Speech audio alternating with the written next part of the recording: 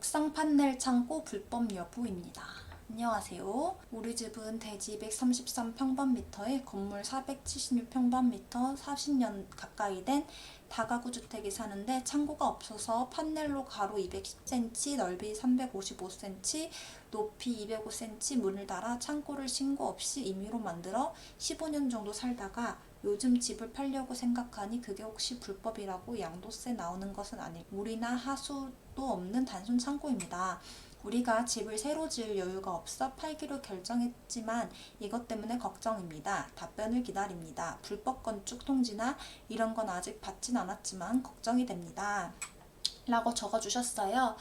이제 옥상에 판넬로 창고를 지으신 것 같은데 이게 까추를 달아내신 건지 아니면 옥탑밥 비스무리한 느낌으로 판넬로 네모나게 이렇게 만드신 건지 정확히 모르겠지만 이거 모두 다 불법 중축에 해당합니다. 실제로는 이렇게 사시면 안 되는 거고요. 그래도 15년 동안 건물에 문제 없이 하중을 잘 견뎠다니까 정말 다행이라고 생각해요. 근데 여기서 보이는 게 불법이라고 양도세가 나오는 건 아닌가.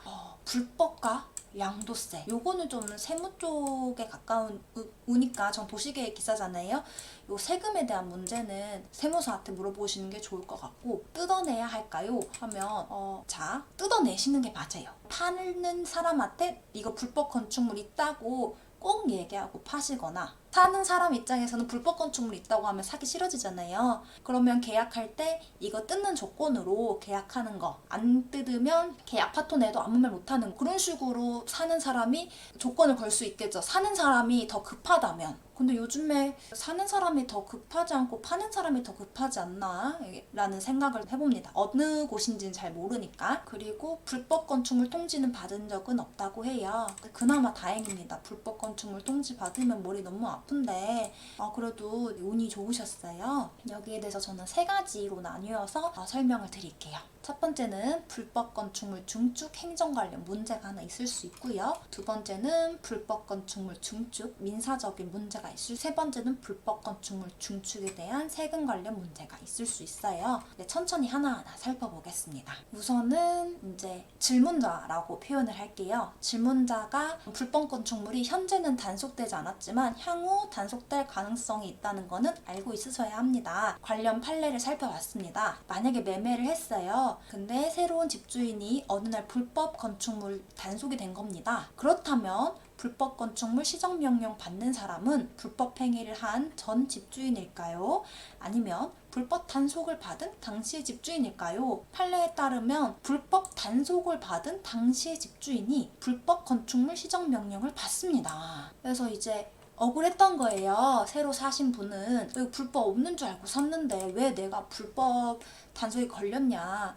15년 동안 아무런 단속 없다가 왜 이제 와서 단속을 해서 실내 보호 원칙에 위반된 거 아니냐 이런 식으로 소송을 거신 걸로 알고 있습니다.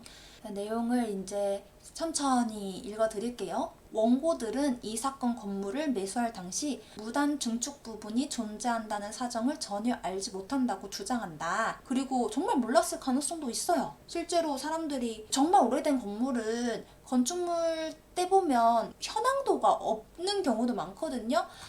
이분 같은 경우에도 40년 가까이 됐다 그러면 현황도가 없을 수 있어요. 그런 건물일 가능성이면 진짜 모른다 할 수도 있단 말이에요. 이 법원 증인 이의 진술에 의하면 원고들이 이 사건 건물 소유권을 취득하기 이전 무단 중축이 이루어진 사실은 인정되나 이 사건 건물 4층의 현황은 건축물 대장, 건물 등기부 내용과 달라 건물 내부를 확인하는 경우 쉽게 증축 여부를 확인할 수 있다.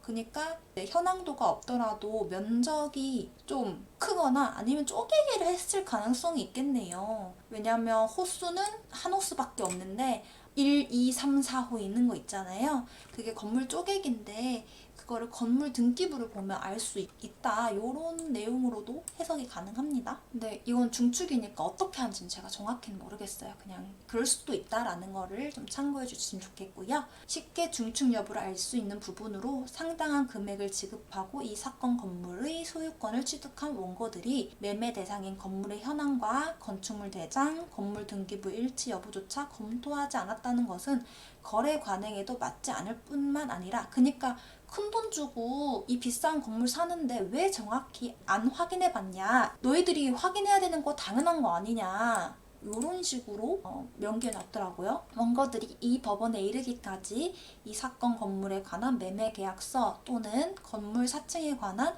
임대차 계약서 등 자신들이 이 사건 건물 매수 당시 건물의 현황을 어떻게 파악하고 있었는지에 관한 구체적인 입증 자료를 제출하지 않은 점 등에 비추어 그 주장을 쉽게 믿기 어렵다. 그리고 이제 정말 몰랐다는 사실을 입증하기가 쉽지 않았던 것 같아요. 그렇다고 지금 이 작성자분이 문제 없는 거 아니야? 이렇게 생각하시면 또 곤란합니다.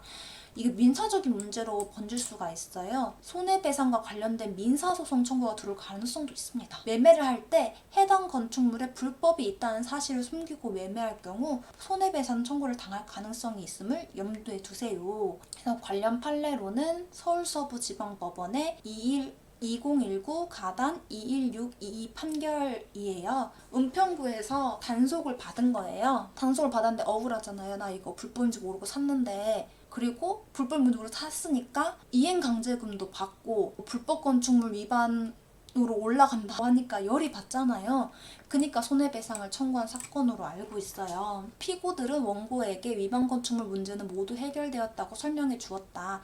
한마디로 거짓말 친 거죠. 그리하여 원고는 이 사건 주택의 위반 건축 문제는 모두 해결된 것으로 알고서 이 사건 매매 계약을 체결하게 되었다. 요즘에 녹음 많이 하니까 건축물 불법 없다고 함부로 얘기하시면 나중에 손해배상 걸릴 수 있다는 점 알고 있으셔야 되고요.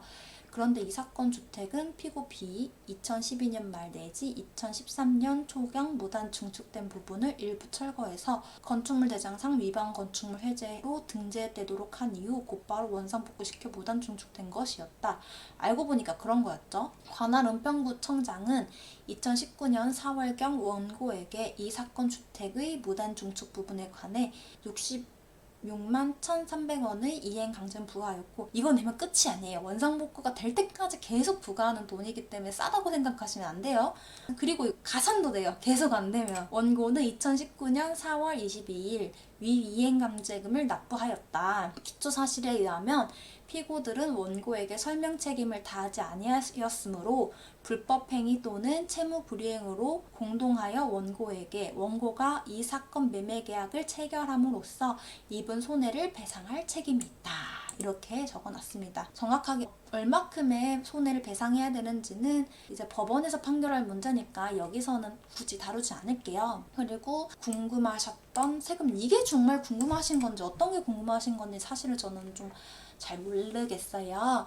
해당 질문은 단속되지 않은 불법 증축 부분이 있는데 양도소득세 등 재반 세금을 납부할 때 관련 면적도 포함되는 건가요? 라고 질문하시면 적절한 답변을 얻으실 수 있을 것 같습니다. 세금 쪽은 전혀 모르거든요. 근데 양도소득세가 몇 년 이상 가지고 있으면 안 내는 거 아닌가요? 취득세는 어차피 사는 사람이 내는 거고, 취득세, 등록면허세도 더욱더 낼 거고, 보유를 40년을 했는데 양도소득세가 많이는 안 나올 것 같은데, 그 양도소득세도 샀던 금액과 파는 금액으로 하지 면적으로 했나요? 저는 이거 정확히 모르겠습니다. 이거는 지금 탭을 부동산 건축 민원으로 넣으셨어요. 차라리 세금 관련 민원으로 넣으시면 좀 더 적절한 답변 받으실 수 있지 않을까 이렇게 생각해 봅니다. 감사합니다. 안녕.